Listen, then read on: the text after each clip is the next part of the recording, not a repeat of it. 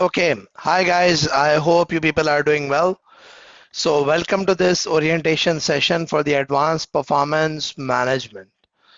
My name is Luqman Rafiq, and I will be taking you people through this Advanced Performance Management course. The agenda of the session today is we shall be discussing about this APM course. And in addition to the discussion about the APM course, we shall also be discussing the approach that we will be adopting in order to cover up this APM course. First of all, um, I always go about discussing about the relational diagram of the subject. So let's actually have a bit of a discussion about the relational diagram of this APM. And with respect to this relational diagram, there are things that you could see. You already know that this is the management accounting paper, which is also termed as the F2. The knowledge that you obtain at the management accounting level actually gets transferred at the performance management level. And at the performance management level, there is a lot of knowledge that we obtain, and a significant amount of that knowledge is considered to be a prerequisite or a brought forward knowledge at the APM level. So when you would actually go about doing the APM, so there is something that you need to understand with respect to APM, which is approximately 65% of the APM is based on the concepts of the performance management. Plus, with respect to the SBL, you could see that there is a two-dimensional arrow. The arrows are actually going both ways, which is the one towards the SBL and the one towards APM also. This arrow is suggesting that the knowledge that you have obtained at the SBL will be used at the APM level, and the knowledge that you will obtain at the APM will be used at the SBL level also. Now, what happens is that there are many models, there are many different type of techniques that we study at the SBL level. A lot of those techniques are also examinable at the APM level, like the balance scorecard, ANSOF metrics, BCG metrics. Plus, in addition to this, the different type of external analysis model like the SWOT, PESTEL, Porter 5 forces, etc., etc. There are many things that we study at the SBL level. They're also examinable at the APM level, but obviously the method of examination is very different. So as a student, if you would like to know that what is this APM going to be, so APM is approximately 60-65% brought forward knowledge, which is like going to be from the F5, plus then there is going to be from the SBL, and approximately 15 to 20% is completely new. But the application wise, it's 100% new subject. I repeat, it's an application wise, it's a 100% new subject. You have not seen a similar type of subject in the whole of the ACCA while attempting the paper. So with respect to the APM, the technique that is needed to pass the paper, the technique that is needed to attempt the question, it's completely different to the technique that is required for the other papers of the ACCA. So once we have now discussed about the relational diagram of the APM, I would now move a bit forward and I would discuss about the approach to the examination of the syllabus. So with respect to the APM, as you could see, that it's a 3-hour 15-minute paper. In fact, not 3-hour 15 minutes, it's a 3-hour 10 minutes paper nowadays. 3-hour 10 minutes paper, and this is split it into two sections, which is section A and into section B. For the section A, there is one question which is worth 50 mark, of which 40 technical marks are there and the 10 professional marks are there. Now, what exactly do you mean by 10 professional marks? So nowadays, every specific paper of the strategic professional level, which is the AFM, APM, AAA, ATX, every paper, the examiner is testing these four professional skills, and these four professional skills have a weightage of 20% in the examination. So the 80% of the examination is based on the technical knowledge and understanding. 20% is based on the professional skills, that's what it is. And out of those professional skills, 10 marks are there in the question number one. And for the section B, we have got two questions, which is question 2 and question 3, and each question is 25 marks each. Out of the 25 marks, the 20 marks are for the technical skills and the 5 marks are for the professional skills. So overall, this is how section A 10 marks, section B 10 marks. This is how 20 mark of the professional skills are examined at this APM level. Now, a very important thing is that how exactly are we going to be able to learn these professional skills? How exactly are we going to be getting these 20 marks? What is going to be the approach that we will be adapting? I'll discuss each one of them, but let me just help you understand. If you look at all these four skills, which is the professional skills. So amongst these professional skills, one of the skills is the communication skills. And as you know, when we talk about the concept of communication, the communication is means a lot. Like what do we mean by this? This would actually mean that when we would talk about the communication, whether it be writing a report, whether it be presenting the information, whether that be answering the question. So the communication skills would mean a lot of things. It would actually mean the overall presentation plus quality of discussion and arguments. So 5 professional marks from the communication are going to be mainly based upon these things, that you'd be discussing, you'd be arguing, you'd be presenting the facts and figures. That is what it is going to be. Then the next is about the analysis and the evaluation. So whenever you're being given any information, so at times what happens is that you have to read through the information, you have to analyze the data that is given, whether that's financial data, whether that's non-financial data. You have to analyze the data that is given, and then you have to interpret that data and see and create a meaningful picture out of that data. Then there is this skepticism, which is having a questioning attitude. So if any information is given to you, you just don't accept the information that way. You might argue, you might challenge, you might question that, and then you decide whether the information is appropriate or not. So that's actually called the concept of skepticism. And lastly, we have got the commercial acumen, which is your suggestions, your recommendations, everything should make a business sense, should be worthwhile, should be financially viable. That is something that should happen. So when we talk about, I repeat, when we talk about the concept of the professional skills, you just need to understand one thing, which is you can do nothing about the professional skills till the time you have got the technical skills. If you have got the technical skills, you'll be able to get the marks for the professional skills. So as a student, what you should try to do is that you should try to make sure that you're technically sound with the curriculum, you're technically sound with the content of the syllabus. Once you're technically sound, automatically you'll be able to get the professional marks. So in order to be able to get the professional marks, you need to make sure that you are getting the technical knowledge and understanding. You've got a good technical knowledge, you've got a good technical understanding. Once you've got good technical knowledge and understanding, that would enable you to have access to the professional skills, because your professional skills require technical backing. Without technical backing, you just cannot have the professional skills. Now, if I move a bit forward and if I talk about the syllabus, that what is this syllabus all about? What are the different areas of the syllabus? So let me just guide you people through that what are the different syllabus areas. Now, before I go on to discuss this different syllabus areas, I would want to discuss something. What is it that I want to discuss? I want to discuss about this overall theme, overall concept of this advanced performance management. Now, if I talk about the overall theme and overall concept of this advanced performance management, so I want you to understand this thing, that basically, what do we mean by performance management?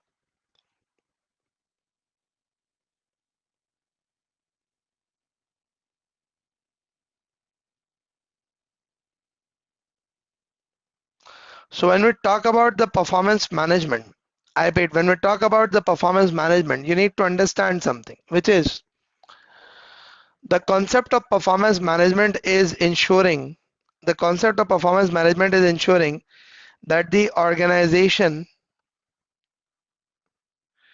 is able to achieve its goals and objectives.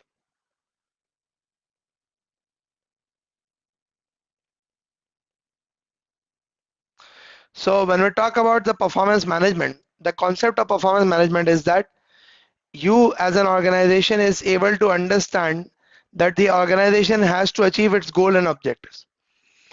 So performance management is working in that direction to ensure that the organization is able to achieve its goal, that the organization is able to achieve its objective. Now let me just guide you something about it. Basically what happens is that just think about you running your own business. So when you would run in your own business, so you would have to look after every single aspect. What is that every single aspect? Whether that is be the HR department, marketing function, sales function, production department, procurement, finance, government, customer, supplier, society, and what not, etc., etc., etc. Your IT infrastructure, your information system, every single thing you have to consider. So assume that you are running your own business. So when you are running your own business, so as a business owner, you have to look after almost hundreds of aspects of the business, right? Which is you got to understand that what is the supplier expecting from us. You got to understand the psyche of your customers. You need to make sure that you are able to upgrade the IT environment of your organization. You need to make sure that you have got a strong information system within the organization. Then your HR department, your human resources being managed well, your marketing functions perform well, your sales function performs well, your production department is performing up to the mark, the procurement department is handling things well, the finance is being managed well, your relationship with the government, the tax authorities, the direct government departments, the indirect departments is being managed well, etc., etc. And there are so many other things. So when we talk about running a business, when we talk about managing a business, so there is something that you need to understand, there is something that you need to have an idea about, which is that as a business we need to look after every single thing. Once we look after every single thing, once every single aspect of the business is managed well, then what happens is that we are able to achieve the goals, we are able to achieve the objectives. If these aspects are not managed well, we're not able to achieve the goals, we're not able to achieve the objectives. You got to understand this thing. So basically, when we talk about the advanced performance management, so advanced performance management has got everything. There are things which would design, which is considering your external environment, considering your strengths, considering your weaknesses, considering the opportunities and the threats, the different reactions of the customers, the relationship with the suppliers, at the same time management of your human resource, management of your information systems, the IT environment of the organization, your relationship with the society as a whole, managing the production function, managing the production efficiencies, implementing appropriate costing in the organization. So many things that you have to look after, so many things that you have to consider when you are running an organization, and every single aspect is examined at this APM level. Every single aspect is examined at the APM level, right? So when you talk about the advanced performance management, you got to understand this thing, that it's not just going to be restricting ourselves to discussing some performance measurement techniques or the performance management technique. Performance management is a huge story. It's a huge story.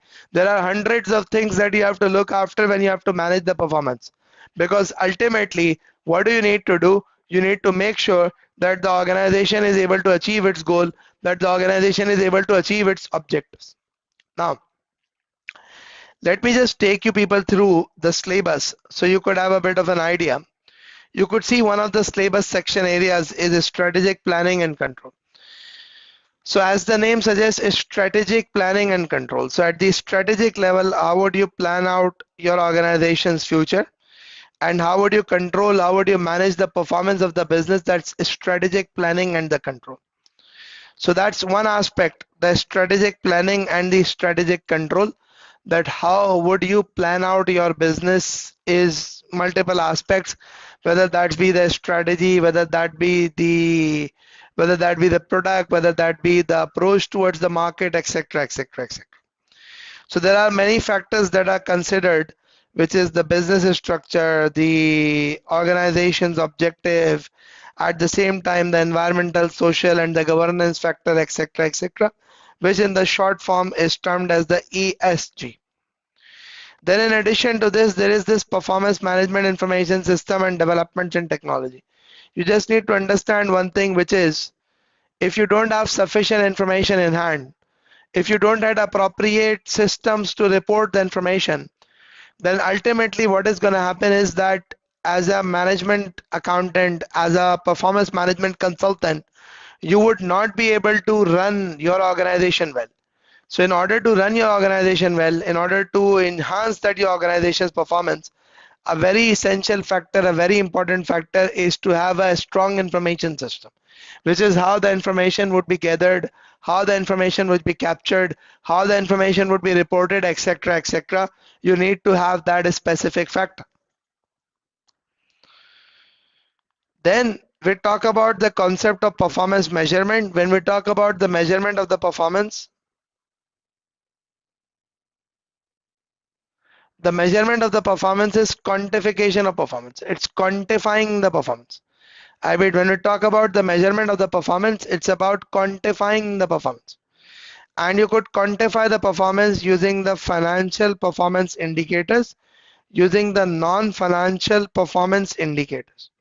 The financial performance indicator, as you know, different examples like return on capital employed, gross profit margin, net profit margin, return on investments, etc., etc. For the non-financial performance indicators, the non-financial performance indicators could be what? The non-financial performance indicator could be your customer satisfaction, could be your market share, could be your brand reputation, etc., etc. There could be hundreds of things that could actually exist as a non-financial performance indicator. So you got to understand that with respect to the performance measurement, if you want to manage the performance of the organization, the performance measurement is an essential area. Without the measurement, you just cannot manage. I repeat, without the measurement, you just cannot manage. And lastly, what we have is the performance evaluation. So basically, the organization's different departments would be performing, and what you would have to do is that you would have to measure, you would have to evaluate that whether those performances are being done in an appropriate manner or not. That's something that you would be doing. So basically, when we talk about the concept of this performance management, you need to understand one thing, which is this is a diverse course, this is a diverse syllabus, and a lot of the students, they actually have this question that how important it is going to be with respect to the techniques that we were discussing at the PM level. The knowledge that you have at the PM level, that knowledge is important, but again, that knowledge is built up again at this level at the APM.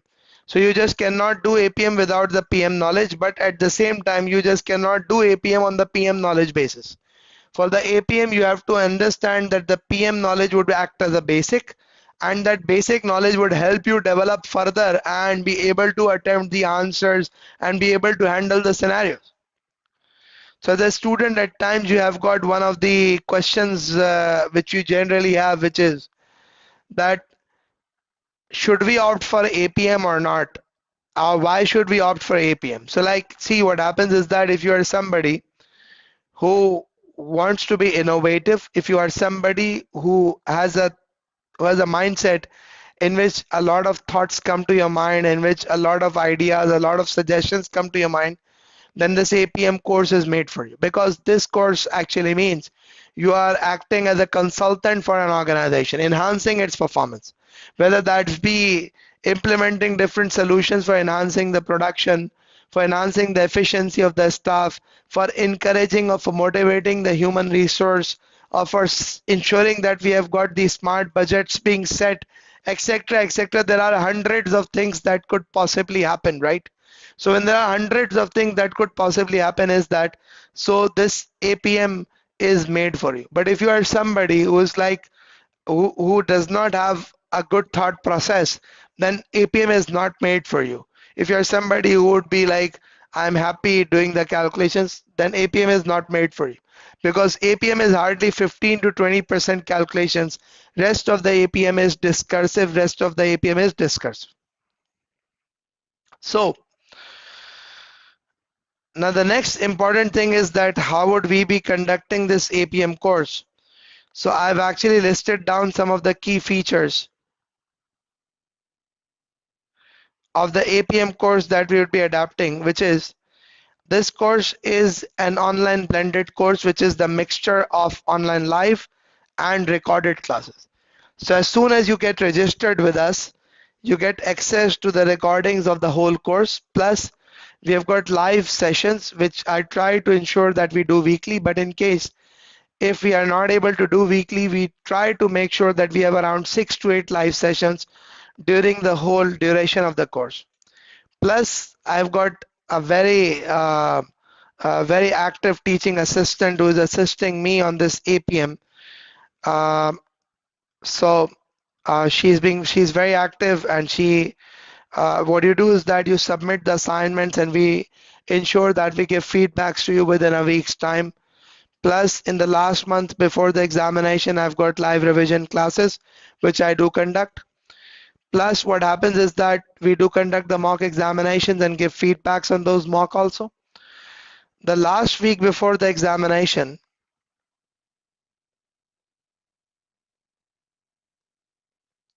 what we do is that we do have these, the last week before the examination, what we do is that we do have these ask anything sessions where you can ask anything you have, and I would be there to answer you people. And what happens is that this is generally what we go about. So in case if any one of you would like to have further guidance, they could get in touch with our team on this WhatsApp number. If you want to get in touch with me, these are my details. You could get in touch with me also on this number. So now if any one of you have got any questions, you are most welcome to ask. Okay, if you have passed a PM long time ago, don't worry about it. I will be giving you the PM content, relevant content, which is relevant for you. So whenever we do any topic in the APM, and if there is a brought forward knowledge from the PM that is expected, so we just go through it. Don't worry about it.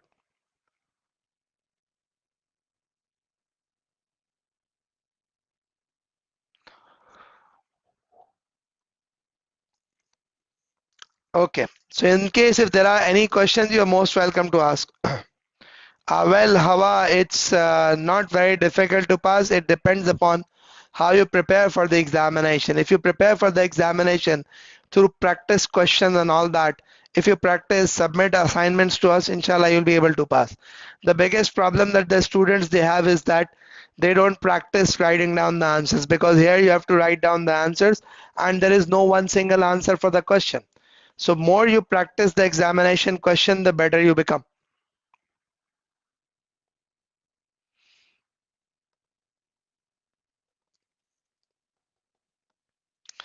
Okay, if there is any other question that any one of you have, you are most welcome to ask, or I'll conclude the session here.